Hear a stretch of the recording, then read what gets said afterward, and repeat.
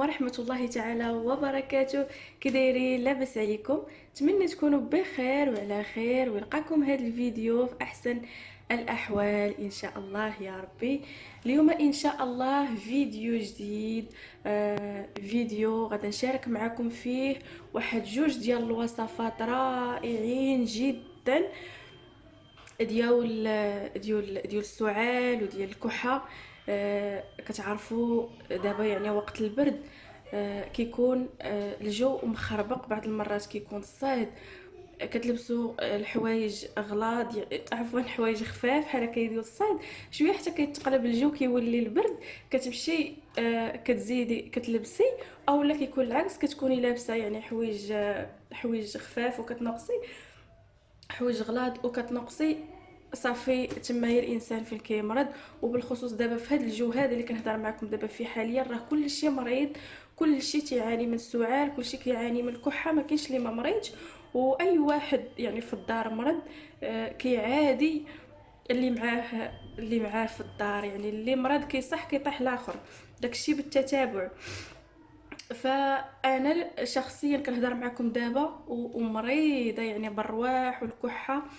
انا من داك النوع اللي نهائيا ما كيشربش الدواء، ما كنشري لا انتيبيوتيك لا سيرو لا حتى شي حاجه. علاش؟ لانني كنديرهم وما كيديروا ليا حتى شي حاجه، يعني المفعول ديالهم واحد جوج سيمانات ولا اكثر، عاد ديك الساعه يتحيد. وعاد الا مشيتي عند الطبيب كيعطيك واحد الكرطونه ديال الدوايات، ويا ترى تقضي شي حاجه. ف انا ما كنشريش الدوايات، كنت في الاول كنشري الدوايات، ولكن من بعد ملي جربت هاد الوصفات ديال السعال فالحمد لله ما بقيتش نهائيا كنشري هاد الادويه. فنط دابا باش غادا ندير هاد الوصفه ديال الروح، بغيت نشربها. قلت علاش لا ما نشاركهاش معكم، يعني نايضه غنوجدها، علاش لا ما نشاركهاش معكم ومنها حتى نتوما تستافدوا، لان غتنفع بزاف ديال الناس اللي مراد بالكحه ومراد بالرواح والسعال كيف كنقولوا. ومهم هنايا كتشوفوني انا حاطه لكم هاد الحامضه. راه ما نحتاجش غير الحامضه بوحدها. اول حاجه البنات غادي نحتاج هو بعدا هاد الحامضه غادي نعصرها، غناخذ غير الماء ديالها.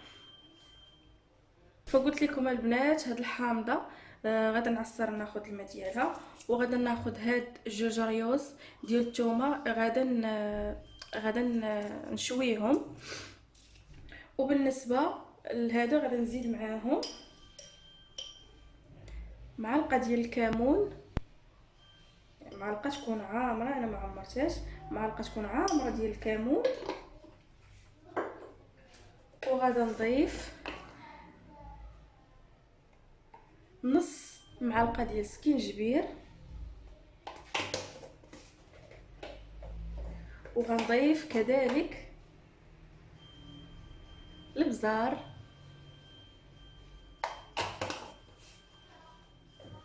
صافي دابا غادا ناخذ هذه غنعصرها، وهادو غادا نشويهم.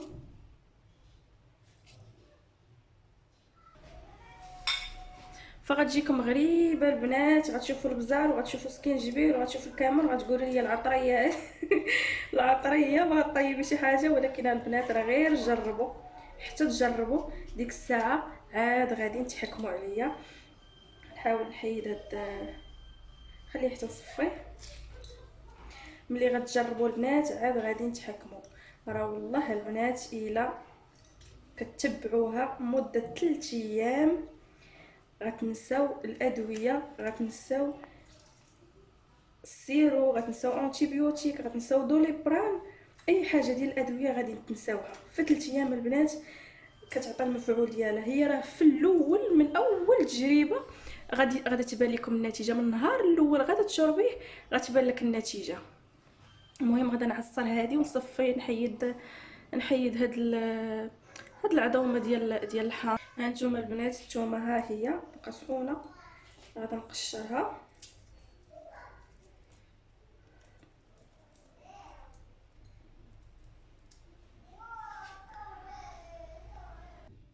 صافي البنات ملي قشرتها ها هي، دابا غادي نضيف شويه ديال الحامض، غير غير باش نخلط هاد البزار وسكينجبير ونمعس هاد الثومه.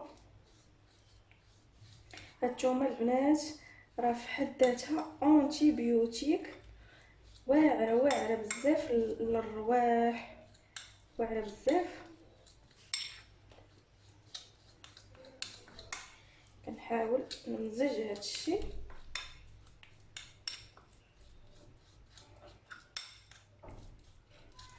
غير جربوها البنات، اي وحده دابا كتسمعني، اي وحده دابا كتفرج في هذا الفيديو ومريضه مروحه، نوض دابا توجدها، وديك الساعه ملي تجربها غتقول لي الله يرحم لك الوالدين، لان راه كتنفع بزاف البنات. هذه راه الوصفه ديال الامهات وديال الاجداد ديالنا. راكم عارفين الاجداد ديالنا في داك الوقت ديالهم راه كانوا كيداووا غير بداك الشيء الطبيعي، راه ما كان عندهم لا ادويه لا حتى شي حاجه، كانوا كيداووا بداك الشيء طبيعي. كانوا تيديروا زيت العود تيسخنوه في يديهم وتيصلبوا به صدرهم، اولا زيت العود بحال هكايا مع تيسخنوه مع الثومه وتيديروه. نهائيا الادويه ما كانوش كيستعملوها. دابا هانتوما انا خلطت هذه، فغادا نزيد العسل الحر البنات يكون ضروري. نمسح هاد المعلقه لان فيها هاد الخليط هذا. غادا نضيف البنات العسل كيف قلت لكم يكون الحر، ما يكونش هذاك العسل العادي، لان العسل العادي راه ما غادي يعطي حتى شي نتيجه.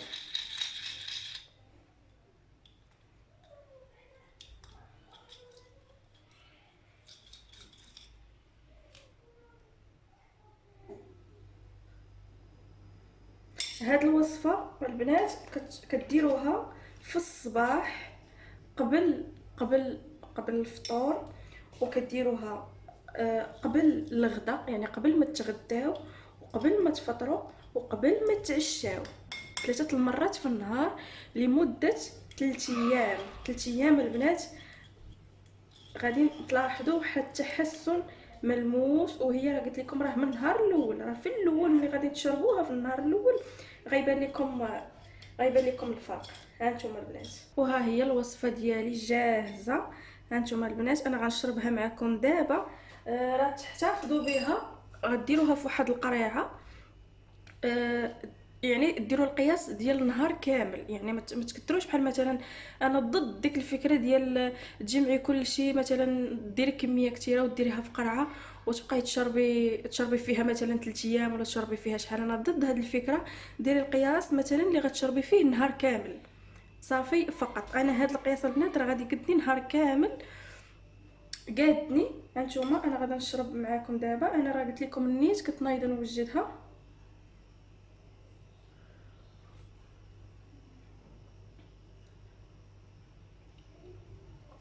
كتحسوا البنات بالحلق ديالكم كيتسرح. بالنسبه يعني الناس الكبار راه يشربوا 2 معالق 3 المعالق، تقدروا تشربي هاد الكميه كلها كاع، ما كاينش مشكل. بالنسبه للوليدات الصغار فتنقول العسل ما نعرف، ما تيقولوا العسل كيسبب سرطان عفوا تسمم غذائي، والعلم لله. المهم انا سمعت ان العسل كيدير تسمم غذائي للوليدات الصغار، فاذا بغيتو ديروا ليهم غادي نديروا الحامض وسكينجبير والحامض وسكينجبير والبزار والثومه، يعني تستغناو غير على العسل فقط.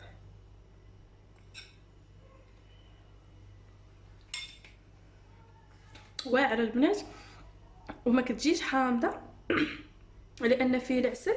والله البنات مع ديك الحروريه ديال البزار وديال السكينجبير رائعه. الحلق كيتسرح. كاينه البنات هاد الوصفه، وكاينه الوصفه الثانيه بالفرماج، خطيره البنات. غادي نديرها معكم دابا.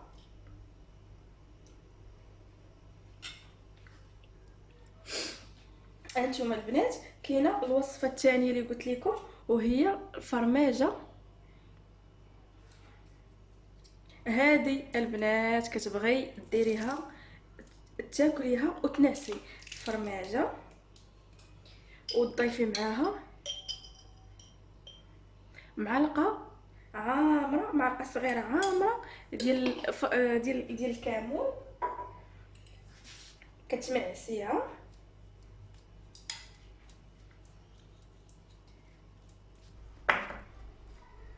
ها هي كيندمج داك الفرماجه مع الكمون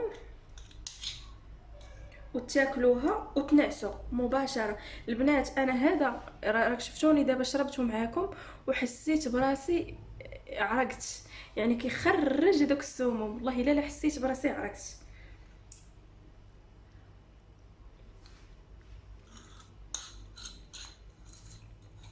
انا البنات ان ناكلها دابا، ما غاداش نتسنى حتى الليل لانني شاركتها معاكم.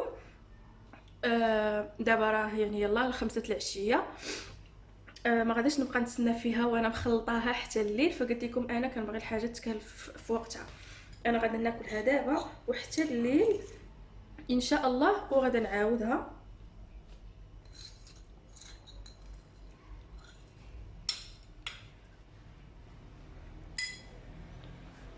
غير جربوهم البنات وردوا عليا الخبر، والله ما غادي نتندموا. عرفتوا البنات كيعطي واحد